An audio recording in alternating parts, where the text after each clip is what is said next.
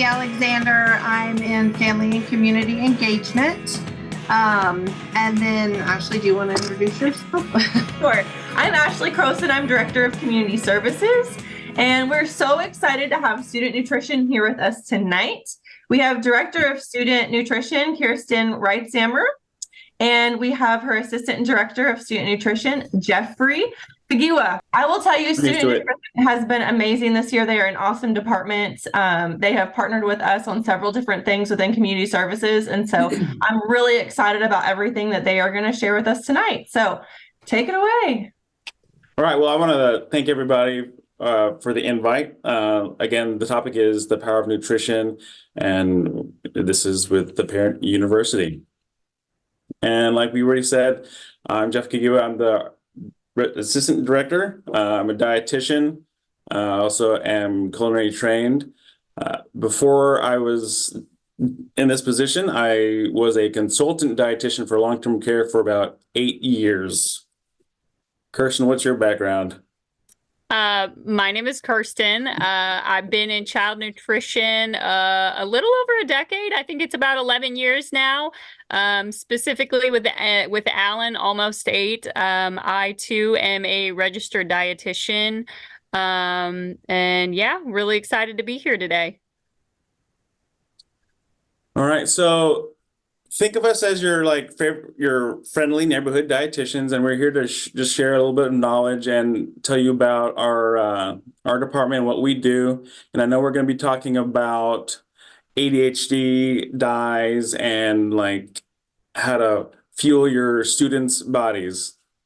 So we just want to keep this fun and approachable. And I'm talking about so approachable that I even made the slides look like a blackboard, a chalkboard, what we're used to. And like, especially like the way when I was in school, this is what I had. I think you'd have a really hard time finding a regular chalkboard these days in Allen. So let's see. Oh, a little disclaimer,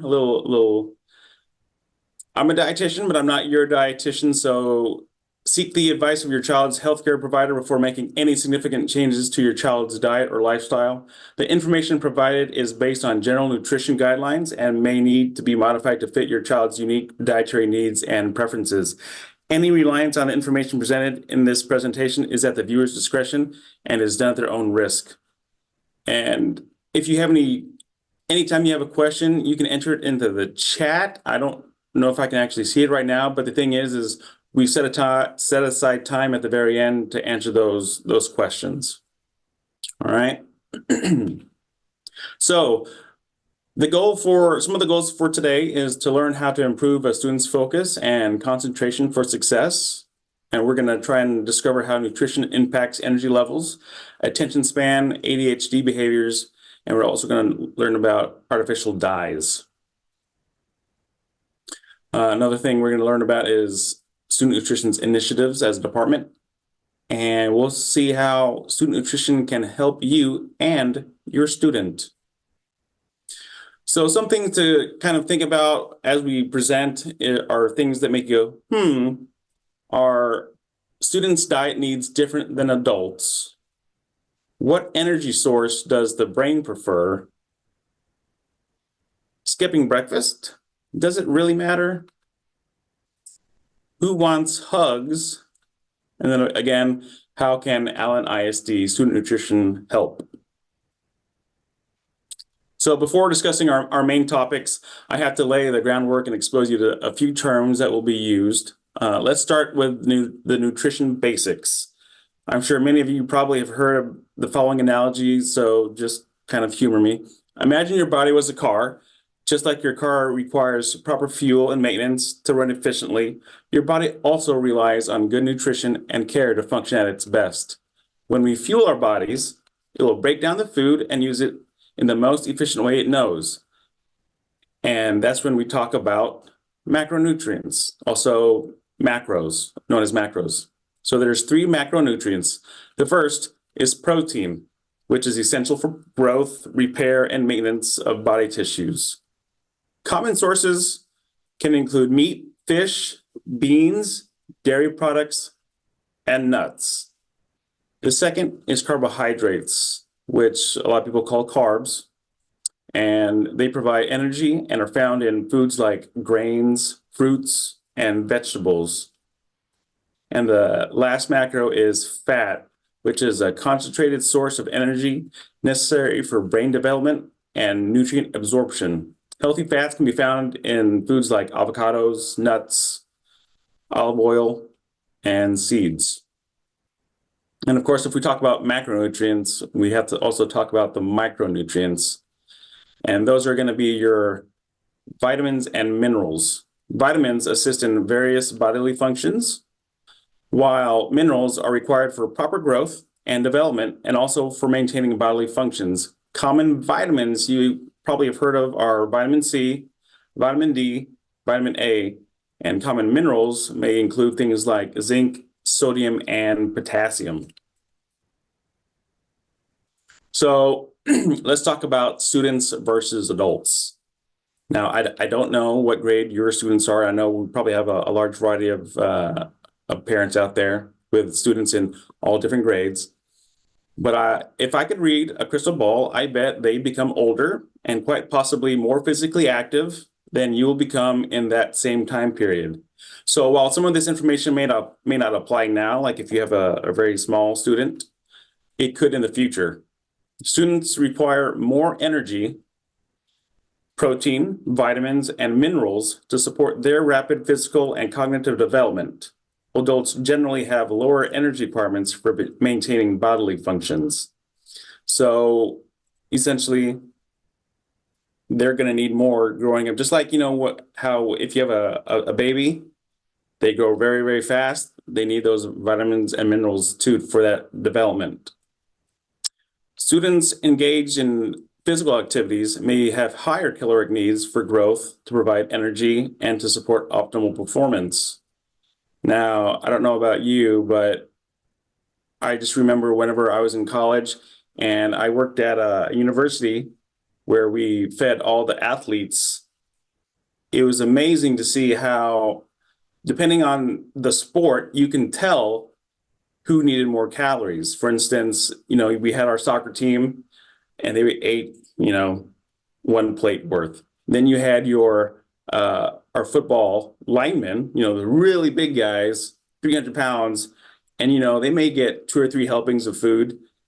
And then you had your swimmers, and they out-ate all the linemen. It was quite impressive. So the more physically active you are, the more calories you're going to need. And then the other thing too is with students, they typically have a structured meal pattern based on school schedules and other activities, while adults typically have more autonomy. So let's talk about our brain. Your brain is a calorie-guzzling powerhouse. According to Dr. Marcus Raichle, a neurologist who studies functional brain images, his research shows that the brain accounts for 2% of a typical person's total body weight. And despite its overall weight percentage at a meager 2%, it accounts for a staggering 20% of the body's energy use. Now, when you put that into perspective, most of our calories aren't used on movement unless you're training like 6 or more hours a day, like a professional athlete. However, roughly 8 to 15% of our calories are used for digesting the food we eat, and a larger chunk is used to power the organs and keep you alive. But no part of the body demands more energy than the brain. So if you're looking at just say a 1,600 calorie daily intake diet, roughly around 320 calories is used just for the brain. And then, I don't know if you know what CHO is, but those are what we call carbohydrates. That's our acronym for that. And carbs for short. And if you remember earlier, I mentioned that carbohydrates can be found in things like fruit, vegetables, and whole grains. Which are great sources for carbohydrates. Those are the main source of energy for our brains. Those are the main source of energy for our brains. I was told once that if you repeat things, that means it's important. When we consume carbohydrates, our bodies break them down into glucose, which is then used by our brains to function optimally. Glucose is derived from carbohydrates, which is the primary and preferred fuel for the brain. Now, I know someone out there is probably itching to present a hypothetical scenario where glucose isn't available as an energy source. And I want to acknowledge that, yeah, protein and fat can be broken down by the body through other pathways and ultimately provide fuel to the brain. But that topic is beyond the scope of this presentation. But you know what isn't? I want to shout out to all my fellow parents out there that have ever been hangry. Raise your hand if you've ever been hangry. You know who you are, and you know exactly what type of food you reach for to settle that feeling. Typically, it's something fast, easy, and carbohydrate, right? So your brain is needing some fuel. Now, imagine if you're a student who goes to sleep at, like, say, 8 or 9, depending on the student, wakes up, skips breakfast, and I guess depending on the grade, maybe they have athletics in the morning, and then they go straight to class, and they don't have time to eat. What is their brain using for energy? Can they even focus? So just as a reminder, if you look at the little picture, I have a brain plugged into an apple. That's just a reminder that carbohydrates fuel the brain. So now carbohydrates have a direct impact on neurotransmitters, which are chemical messengers that carry signals from one neuron to another in our brain, such as dopamine and serotonin. These neurotransmitters are responsible for regulating mood and focus. Consuming an adequate amount of carbs helps maintain optimal levels of these neurotransmitters, thus promoting optimal concentration and focus. And as you can see, I have carbohydrates don't always equal carbohydrates, which essentially means it's essential to focus on consuming complex carbohydrates rather than refined carbohydrates. Complex carbohydrates found in whole grains, legumes, fruits, and vegetables take longer to break down, providing a sustained release of glucose into the bloodstream. This steady supply of glucose ensures a more stable and consistent energy supply to the brain, promoting better concentration and focus. In contrast, simple carbohydrates like refined white flour and white sugar found in processed foods and sweets provide a rapid surge of glucose followed by a crash. So now let's talk about ADHD. You've probably heard of the term used before. ADHD stands for Attention Deficit Hyperactivity Disorder. It's also one of the most common neurodevelopmental disorders diagnosed in childhood. Children with ADHD may have trouble with paying attention, controlling impulsive behaviors, or be overly active. This might look like a child that talks too much, daydreams a lot, squirms or fidgets, forgets or loses things a lot, takes unnecessary risks, has trouble taking turns, and has difficulty getting along with others. When I said those signs and symptoms, how many of you thought, yeah, at least one, if not two of those at some point in time can be said for every child? The thing is, children with ADHD do not just grow out of these behaviors, but symptoms can change over time and can last into adulthood. Depending on the severity of the symptoms, it can cause difficulty at school, at home, or with friends. According to the CDC, the research does not support the widely held view that ADHD is caused by eating too much sugar. However, there is a stronger correlation that links genetic factors to ADHD and possibly food intolerances. So keep that in mind. We'll get back to that in a minute. A review of recent research indicates that supplementing with micronutrients, omega-3, and probiotics does not have a clear benefit in managing ADHD. In addition, there's no convincing evidence on the effectiveness of food coloring elimination from the diet for ADHD. However, remember what I said earlier about food intolerances? Evidence suggests subgroups of children with ADHD may benefit from an elimination diet to help identify individual food sensitivities. The CDC recommends developing healthy eating habits, such as eating plenty of fruits, vegetables, and whole grains, and choosing lean protein sources.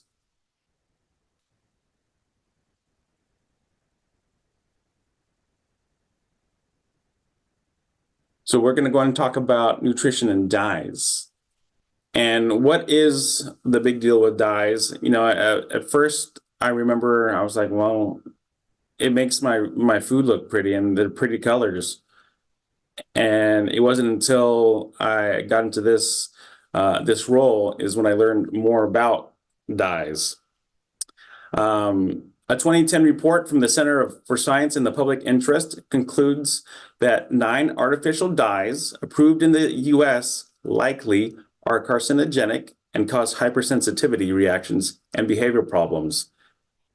It's interesting that some of these petroleum-based dyes are banned in Europe, or foods that contain them must carry warning labels stating that they cause hyperactivity in children. A 2022 review also concluded steps should be taken to reduce exposure to these dyes in potentially susceptible children. So, but the question is, why use dyes? And food dyes help add color back into items that may be colorless, make food appealing to consumers, and add color back to items as expected. So then what can be done if, you know, it's such a big deal? So what you can do is use natural dyes like annatto extract, which is commonly used to provide the yellow-orange hue to cheddar cheese, or other dyes that are commonly used like beet juice, which adds red color, or carrot and turmeric, which adds more like yellow and orange. And now it's Kirsten's turn. Hi, guys. We're going to transition a little bit over and talk a little bit about the student nutrition department and how we can kind of help and contribute to some of the factors that Jeff was talking about. So our department, obviously, as Jeff notated, it's very important to have breakfast and lunch every day. Now, of course, we'd love for you to eat with our department, but of course, regardless if you're eating breakfast and lunch at school, it's important that your child gets fed either way. And so we want to make sure that with that breakfast and lunch, obviously, that's going to provide all day energy for our students. And in our department, we try to offer as many a variety of fruits and vegetables as we possibly can. And along with that, the options that we serve, we like to try to cater to different dietary needs. So we try to have a vegetarian offer every single day as well.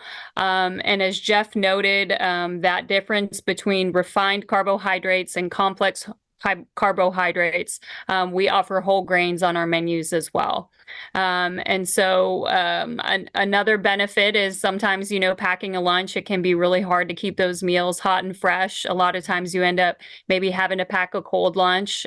So, you know, we try to have hot meals every day. We do have cold offerings as well, but that's a benefit as well as eating at school. And then, of course, relax, we'll clean up, our staff will take care of it, and you don't have to worry about packing a lunch for the day.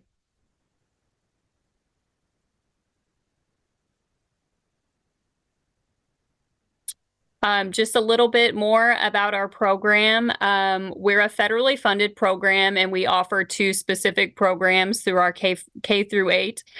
So just a couple acronyms. We are participate in the National School Lunch Program, which is often referred to as the NSLP. And then we also participate in the School Breakfast Program, which is often referred to as the SBP. So just a couple things to note about our program. The National School Lunch Program, it actually is comprised of 5 food components. So Jeff talked about macronutrients and micronutrients. So when I talk about these particular categories, those all fit into our macronutrients. So the Texas Department of Agriculture requires that every day we offer 5 of the following, what they refer to as components. So every day for lunch, we offer milk, we offer fruit, a vegetable, most likely more than one vegetable, some type of grain source, and then also a protein source, which could be in the form of they're moving away from now calling it a meat or a meat alternate and more a protein source, but historically it was either called a meat or meat alternate. So you can think of something as a meat alternate, like cheese obviously is going to provide protein, something bean-based, those vegetarian options that are non-meat options. And then our school breakfast program, the 3 components that are offered at breakfast that are required are milk, fruit, and grain. So when we have a breakfast or a lunch, our program calls these reimbursable meals. And essentially what that means is when a student comes through the line for lunch to be considered a reimbursable meal, they would have to get 3 out of those 5 components, one or which must be a fruit or a vegetable. That's how we actually get our funding. So we train our point of sale individuals when they're going through the line to make sure that a student has 3 out of those 5 components on the plate, one or which must be a fruit or a vegetable. So oftentimes, especially some of those middle schooler kids, they'll try to get away without a fruit or a vegetable, and we can't force them to take it, but we do encourage them to take it, but because A, it's good for them, but B, it also counts as a reimbursable meal that we actually get funding for. And just a little fun fact about our program, we're actually self-sustaining. So we're kind of separate from the whole district. We kind of operate like our own little business, and all that funding that we get for our program is put directly back into our program. So that covers everything, not only the food, but it covers the equipment, it covers the salaries of our folks, it requires, or it includes maintenance. So really we operate very, very independently. So it's kind of it's like running our own business, and working with those federal funds and that reimbursement, so our department is sustainable. And another side note is with those fruit and vegetable requirements is we actually have to do subcategories with vegetables as well. So throughout a week, we're required to offer certain types of vegetables. So for an example, we may have to have a half a cup of a starchy vegetable, a half a cup of a red-orange vegetable. And so the requirements for the program are quite strict, but it's good in that it helps us promote sound nutrition, and have as many available offerings to our students as possible. Another thing to note is when we do sell a la carte items at our school, and they're actually referred to as smart snacks. So I know sometimes people will see, my daughter had lunch and she bought, a bag of chips or whatever that be.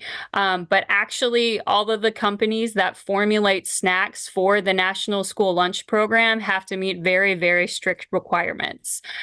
So we actually put all of our snacks through what's called a smart snack calculator, and that tells us whether or not we can sell it as an a la carte option to our students. So I kind of wanted to highlight those options below, because you might think a Dorito is a Dorito, but it's actually not. These large corporations, Frito-Lay included, they actually make specific a la carte items for our program programs across the U.S. So they can meet these very strict nutrition guidelines. So they're healthier options than what you're going to get on the shelf, when you're going to the grocery store. So for those, like the main requirements for these smart snacks is if it is a grain option, it has to be 50% or more whole grain. So something like a popcorn or a chip, that's going to have to be 50% whole grain. Another smart snack is if the first ingredient of the actual snack is a fruit, vegetable, or a dairy component. And so when you're looking at a nutrition label and you start looking at the ingredients, the first thing listed is going to be the heaviest weighted item that product is composed of. So you know that you're getting something that's predominantly a whole food. And if it's a combination snack where it has maybe a grain and a fruit, like a fruit bar or something like that, it's required that it contains at least a quarter cup of fruit or a vegetable. And then again, with that calculator, it asks for several different things, and it has to meet the nutrient standards for calories, sodium, fat, and sugar. So if it has too much sugar in it, if it has too much fat in it, if it doesn't meet that calorie requirement, the smart snack calculator is going to say, nope, you can't sell that to the kids. And so we have a very, very strict set of items that we can actually sell to our students. And we're talking everything. We're talking chips. We're talking this ice cream is specially formulated to be lower in calories and sugar. So these are not average snacks that the kids are grabbing off of the a la carte options. So just a little bit more about our department. So we're actually located in the service center off of Bossy Boots and Waters. Where transportation is housed as well. Our office staff, we have 14 total office staff, obviously Jeff and myself included. We're lucky to have a chef in our department, Chef Anna. She's wonderful. We have several people in our department that have culinary backgrounds, both Jeff and myself are dietitians. So we have an awesome staff of people that love food. We're constantly trying to improve, come up with some unique things. So very, very thankful to have a wonderful staff. And then out at our campuses, we actually have 150 plus campus staff at all of our schools. We have a cafeteria manager as well, who, depending on the size of the school, manage anywhere from 4 people to over at the high school, upwards of 20 people. So lots of folks out there at every single campus serving meals. Also at the service center, we have what's called the training kitchen. We're able to bring in our staff and train them on recipe development. We do other activities in there. Chef Anna, who I believe is on the call, she was able to do a Silver Eagles event there recently. So a very, very versatile space, allows us some opportunities to do some unique things. And like I said, continually try to work on how we can improve our department and cater to our kiddos out there. And then we also have and are very, very blessed to have a very large warehouse in the back. So we work with vendors across the board to get, deliveries weekly. We get fresh bread delivered weekly. We get fresh produce delivered weekly to our campuses. We have milk deliveries that pretty much hit every day of the week all around our campuses. So we're always getting fresh milk, as well as a grocery delivery.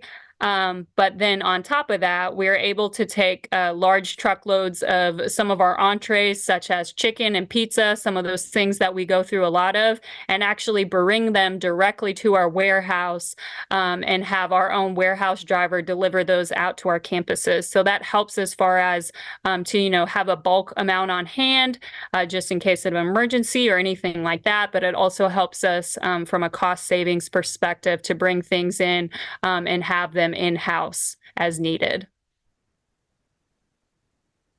So just like any other department, we've had challenges the first, the last couple years, especially post-COVID. Staffing has been a struggle the last couple years for us, but really this past year has, we're in the best kind of staffing situation we have been in for a while. just like everyone else, we've, struggled a little bit to have, the right type of experience. A lot of people coming in the door don't always necessarily have food service experience. But, at the end of the day, like I said, with that training kitchen, we're able to bring people in and show them how to use commercial kitchen equipment. So that's, has been a struggle, but it's something that we're working with, and we're continuing to see with our training efforts that, it's making a big difference to amp up our training to really work with folks who come in the door and don't have any experience cooking. And then the supply chain, as most of us have experienced, especially post-COVID, it was very, very difficult to procure food. And so one thing that, is slowly starting to become better is the availability of products. So, during COVID, unfortunately, all school districts were put in a situation where all of a sudden we're serving meals on the curb, grab-and-go items, things that our realm has never ever seen before. So a lot of people were trying to buy the same products, a lot of individually wrapped products, a lot of products that can be quick grab and go. So, our options were really, really limited, and that really hurt manufacturers in the fact of they had all these things that they produce that are no longer of value to us that we can't use. And so they scaled back production. They lost workers just like everyone else. So it took them a significant amount of time to ramp back up and really start offering us the things that we were able to buy pre-COVID.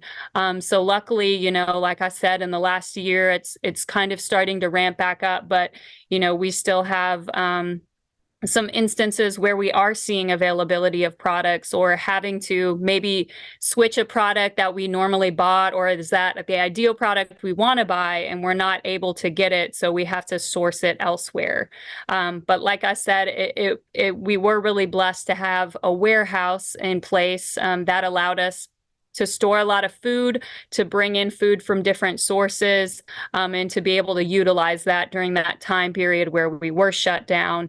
And thankfully now we get to be in person again the last couple years, and slowly seeing an improvement in that matter.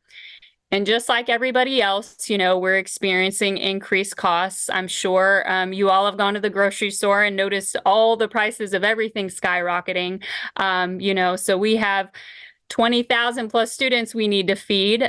So with that, we're buying a very, very high volume of food, but at the same time, we still want to be as cost effective as we can, and, keep those prices good for our parents that are, paid students. So trying to do, the best that we can to keep our costs down, but also serve, the best food that's available that our students want to have.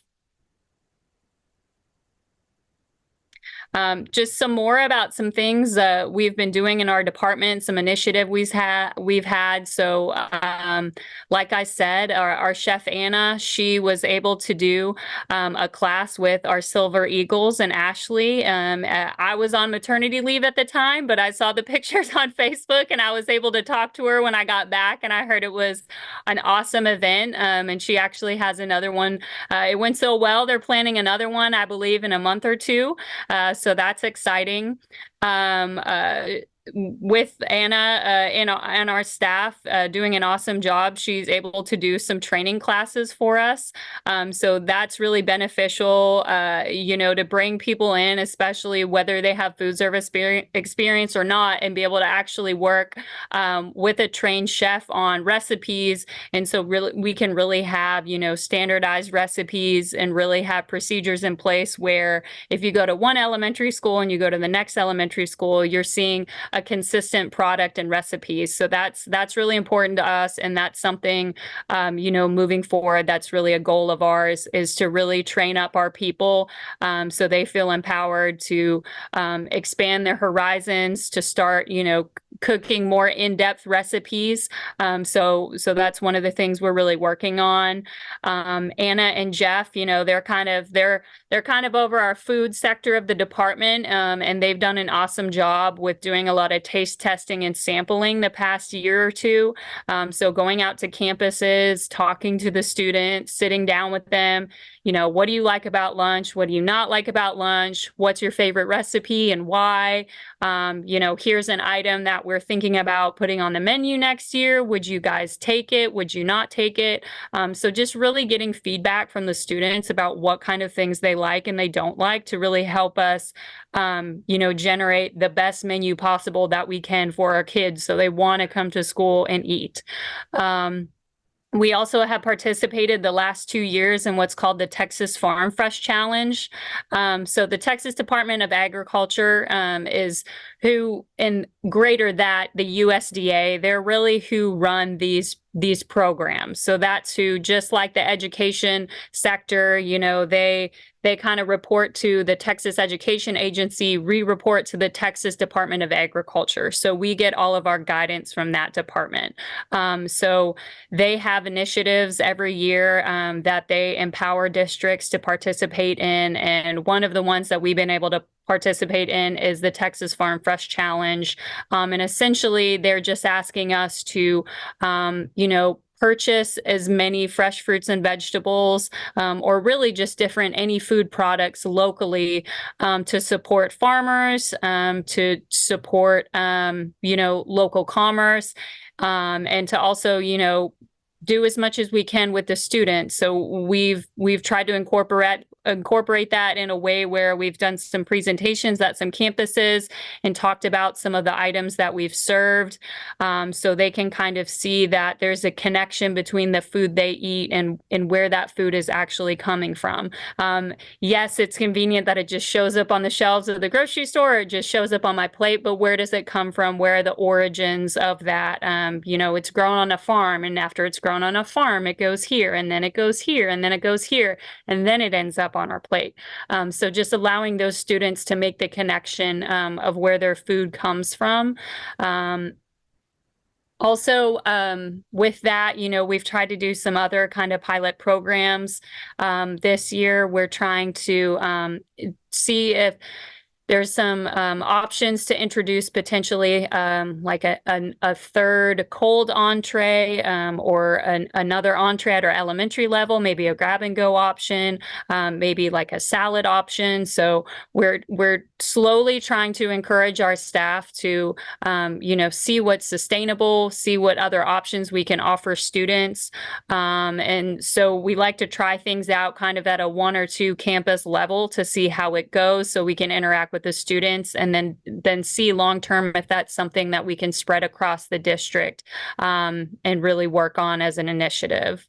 And then within the last few years, plant-based items have been really, really big. So we've tried to look in to see, is there a need there? Is that something that our students are interested in? Do they want to try, a meat alternate? Do they want to try a chicken nugget that's a chicken nugget that's made out of a plant-based source, so just trying to put our feelers out there to see what the kids are actually interested in, and obviously, expand our horizons when it comes to nutritional offerings.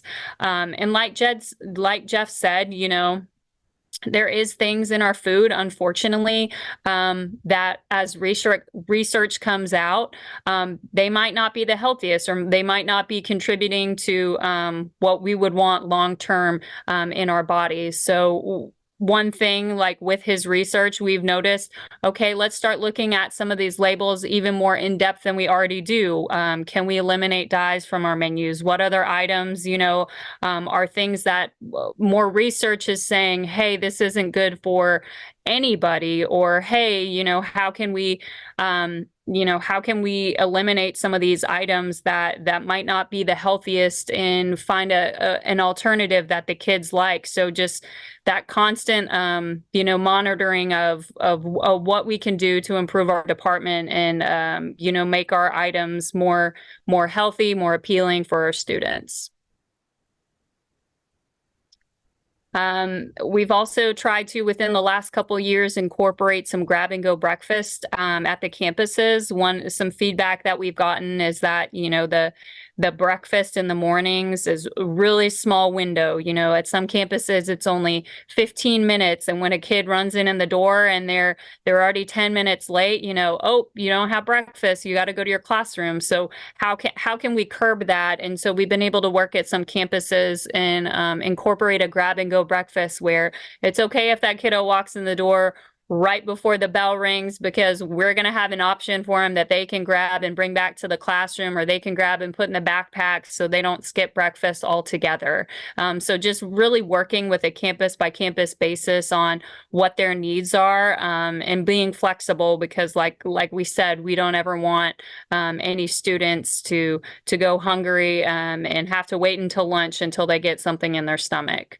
Another thing that really I have to give kudos to Jeff about is we've had dietitians reaching out to us who are interested in, they're wanting to do a rotation at our district because they're interested in becoming a dietitian, or they're potentially interested in going into child nutrition, which is obviously one field of the profession of dietetics. So we've been taking on a few interns every year. I think, gosh, last year we probably had about 5 or 6 interns, and Jeff works really, really closely with them to kind of help them understand what we do and get them excited about child nutrition, because it's a very different field from a lot of the other fields of dietetics, and obviously one that Jeff and I both love. So showing them like, hey, this is a completely different side of nutrition, and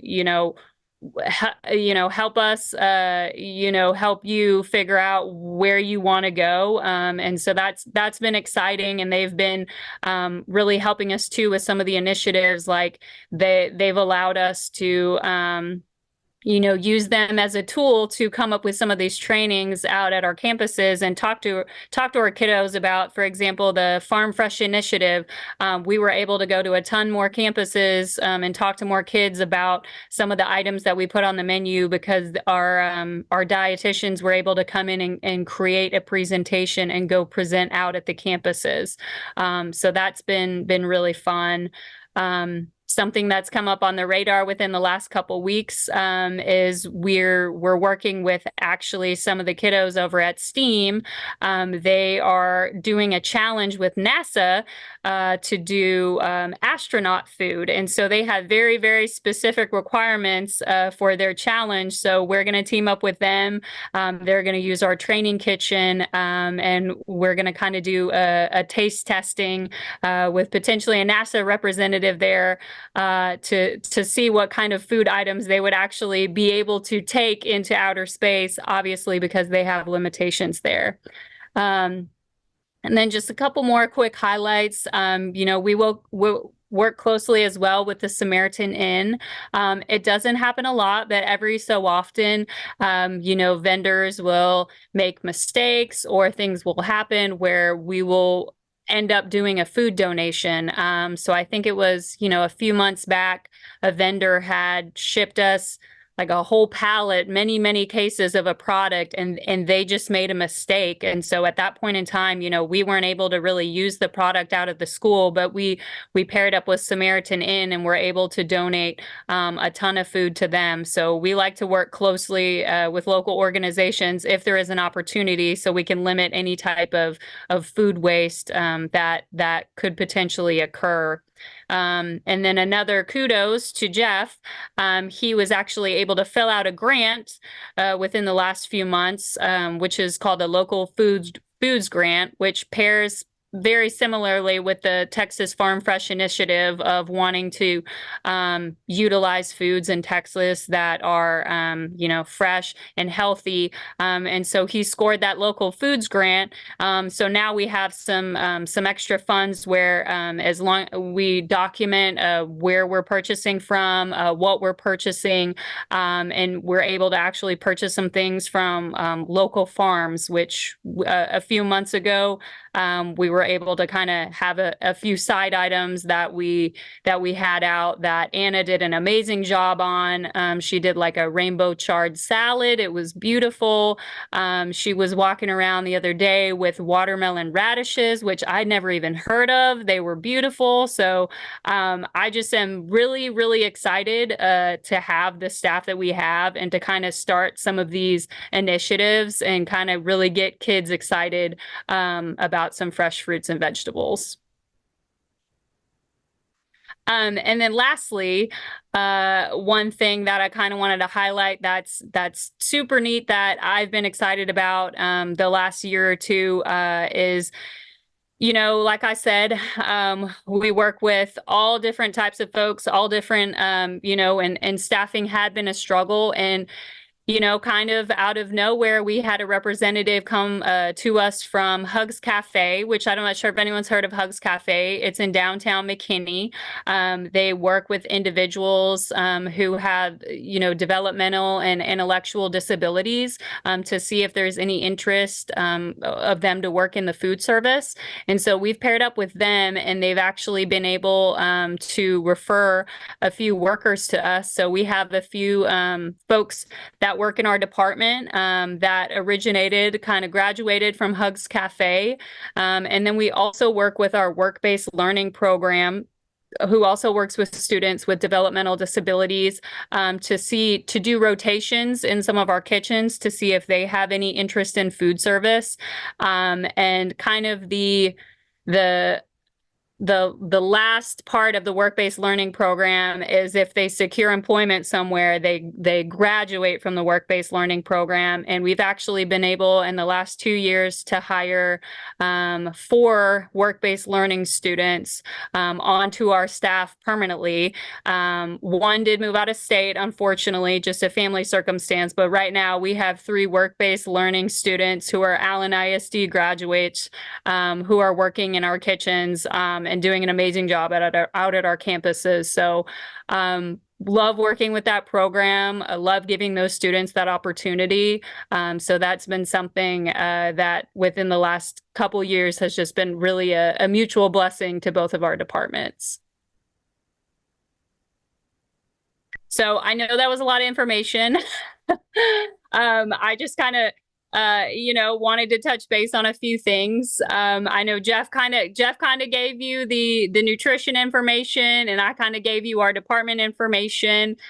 So my last plug at the end, our chef Anna, who is amazing at doing marketing.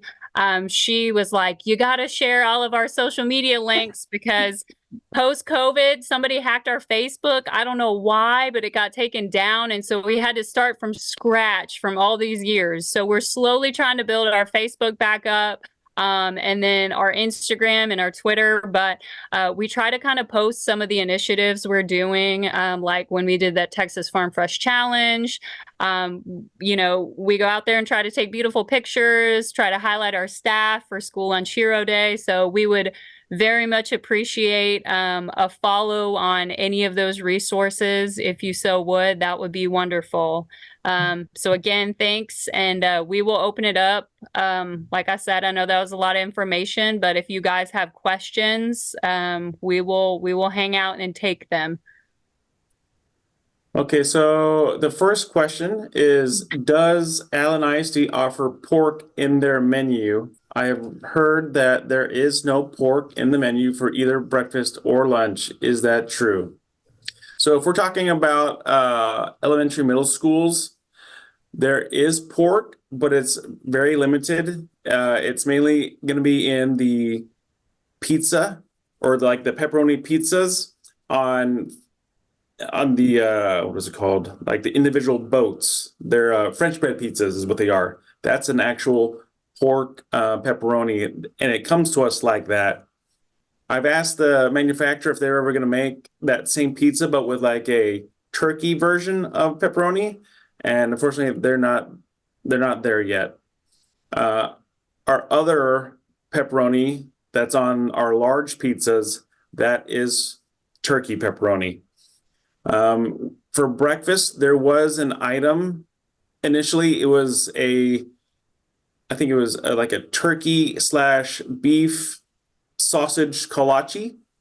But then because of supply chain issues, they substituted the item, and then they ended up giving us an all meat, so like a beef, pork, chicken, sausage kolache, and we're actually trying to phase that item out. At the high school, there are some pork items, and it's mainly just going to be bacon, and that's pretty clear that for our hamburger line, we have bacon on our hamburgers if they ask for it. And then I believe on our breakfast sandwiches, that might be a pork sausage also.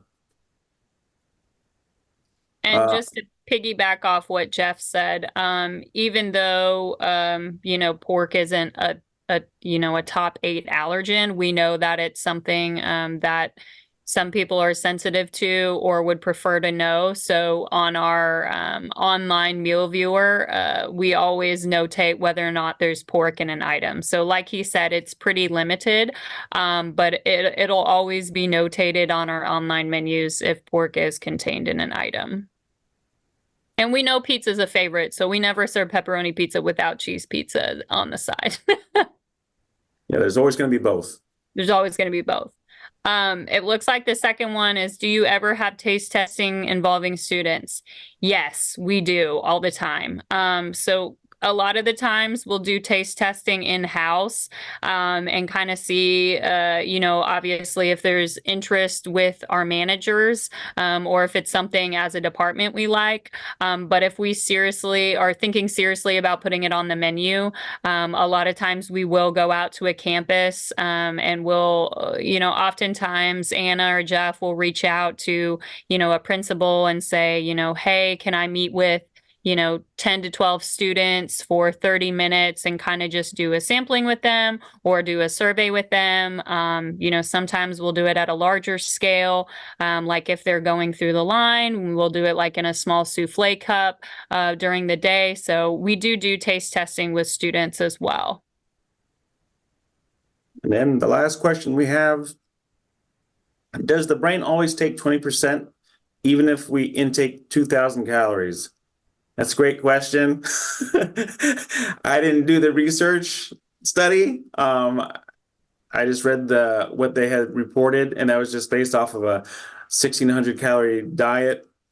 So if it is 2,000 calorie diet, I would say, based on what they said, yeah, it still takes 20%. The next question. What are some examples of foods or store-bought snacks that contain dyes? Well, so a lot of times you're going to see it in things like candies. If you remember the slide that I had, it was a child holding like M&Ms or something that had a candy-covered shell. A lot of times you'd also see it in things in like sodas that have the bright colors. For instance, we have slushies that we serve frequently, and they're made from 100% fruit juice or vegetable juice. And they use things like carrot and sweet potato juice to help give it that orange color. But out in the store, if you were to look, you can look for things that have red 40 or blue, I think 2, yellow 5. It's usually going to be a color and then like a number is how I normally see the food dyes. Again, it's going to be things that are usually processed and sweet and sugary. Yes. The next question, what is your program called again? So under the student nutrition, I'm assuming you're referring to the lunch program and the school program. So the federal program that we run for lunch is called the National School Lunch Program. And then our breakfast program is called the School Breakfast Program. And those are all run obviously under our department, the Student Nutrition Department.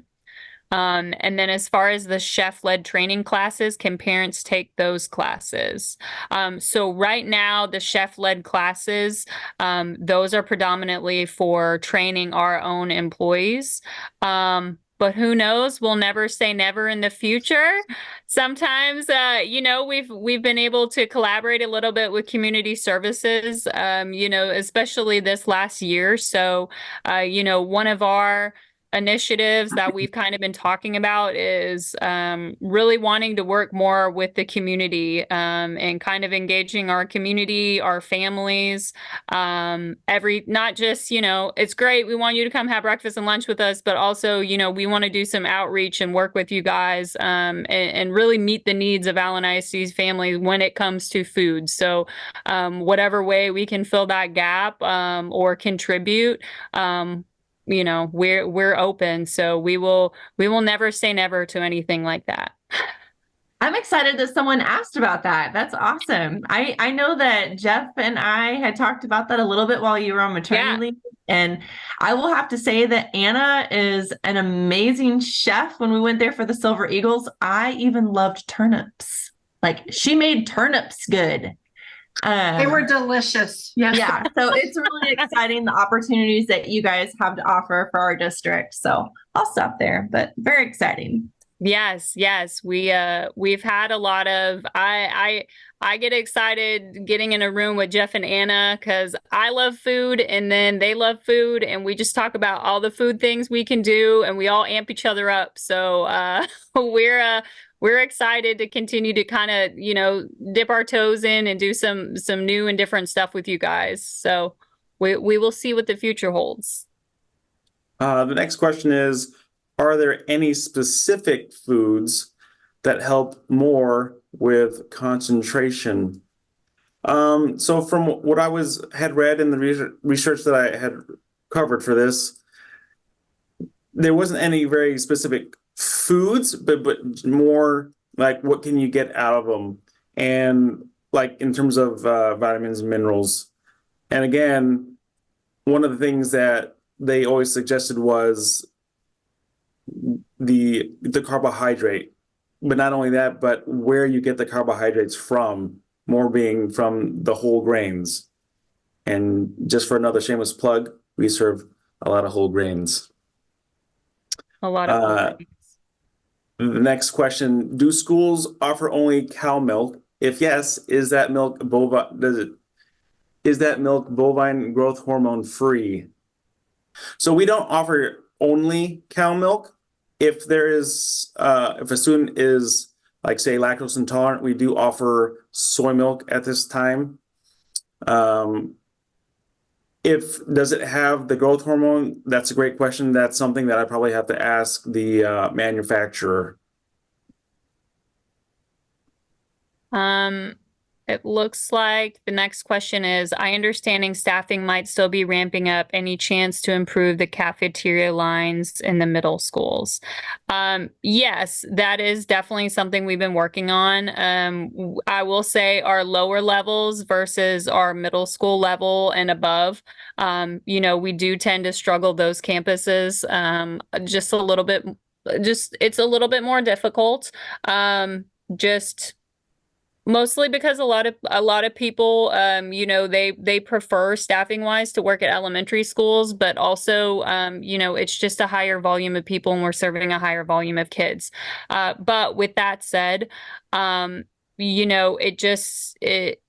we're always trying to continue to improve and open up lines. So that is definitely something we can work on. I'm not sure what specific middle school we're talking about, but I do know, especially the last few months, we've been kind of going out to the middle schools and seeing, what opportunities are there for us to expedite some of those lines and to open up a line. Some of that has to do with staffing. Some of that just has to do with how can we increase the speed of service. So we know that it's not perfect and it is something we're working on. So we appreciate that feedback and we will continue to look into it and see how we can improve that. The second one is how close are we as a district to eliminating food dyes in schools? I will say right now it's an initiative. I know that they're still out there and some of our items. Our right now our focus is kind of looking at our program schools, which are K through 8 schools, and seeing if we can eliminate those completely. Right now, I know that there's still some out there, but like I said, as time moves forward, we're trying to slowly eliminate and buy more wholesome products and see how we can eliminate some of those products that do contain dyes. Looks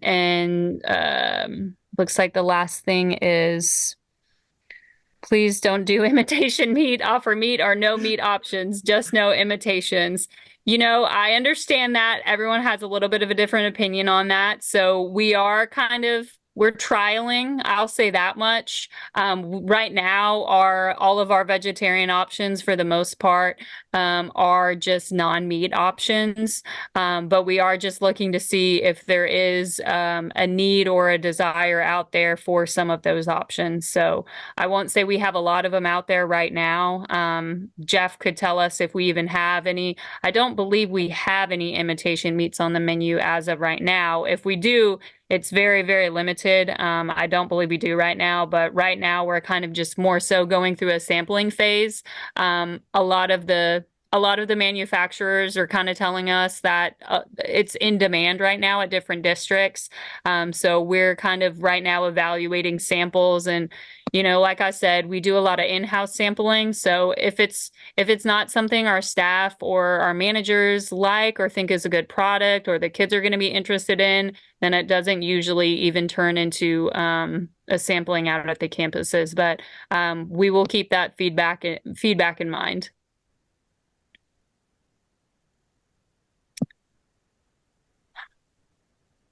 Why Looks is like- water not a free drink Okay. option? Kirsten, you want that one? Sure. We get this one a lot. It's actually, it comes down to that initial slide. So the National School Lunch Program, like I said, it has 5 components. So milk is one of those components. Water is not part of the meal pattern. Students, we are, as a department and as a district, obviously, we always make sure students have access to free water in the form of, you know, either a water fountain, if for whatever reason that the actual cafeteria doesn't have a water fountain, then they will have like a small cooler where the students can get water. So access to water is critical, but it's not actually part of what's considered our meal pattern. So there's no reimbursement for that. So just to be frank, it would just be giving away free water. We have no funding for that. So that's why it's not an option, is because unfortunately the government says your option is fluid milk. They don't give us the option to serve water, and there's no reimbursement for that. So that answer in short is because it's not part of the meal pattern, and it doesn't have any funding for it. As far as food complaints, we don't have like a formal process for that, but you know, obviously, we do have a generic email address for our department that's located on the student nutrition website. And then obviously all of our contacts are on there as well. So if you have a specific complaint, like at a specific campus about a specific item, something you're unhappy with, you can always submit it to that generalized mailbox, which is the Student Nutrition Services at Allen ISD. Otherwise, of course, you're welcome to email any of us in our department, and we all communicate. So whoever you email it to, it'll get to the right person. And we know that we're not perfect, and everyone has different food preferences. So if you ever, you know, want to give us feedback about something, please, by all means, feel free to let us know. Let's see. Scrolling down here. Great initiative. How can we help? What can we parents do to support student nutrition? Well, that's nice. I would, I would say a big thing right now is, I know I had my social media plug, but, just sharing, about our department, that makes a big difference. You know, I'm trying to think, Jeff. I mean, how can they support us? That's a great question. I'm trying to think. I haven't gotten that question in a while, and I'm both flattered and I'm not exactly sure how to answer it. I'm sure there's a way you can support us, but really, like I said,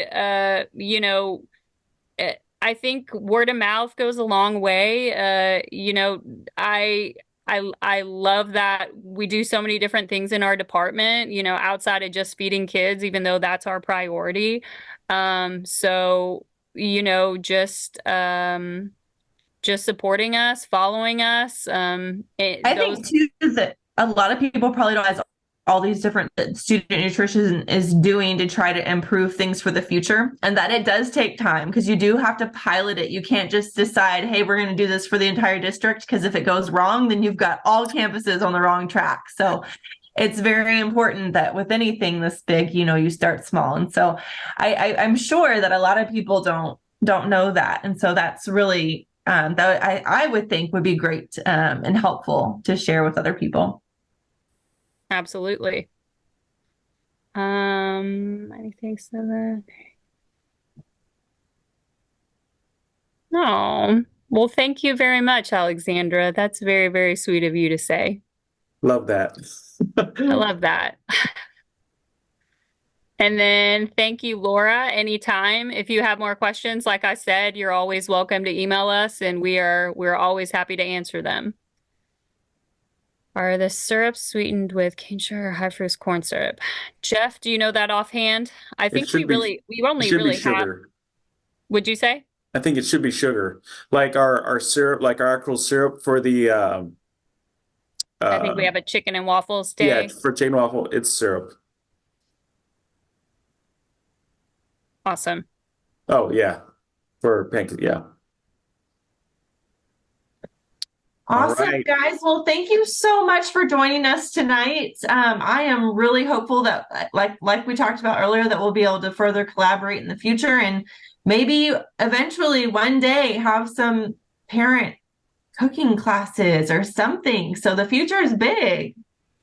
Yeah, we would love that. Like I said, one of our goals is to see how we can engage with our community and our families more.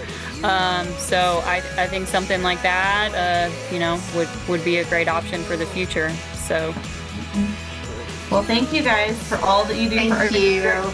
We really appreciate you. Thanks for having us.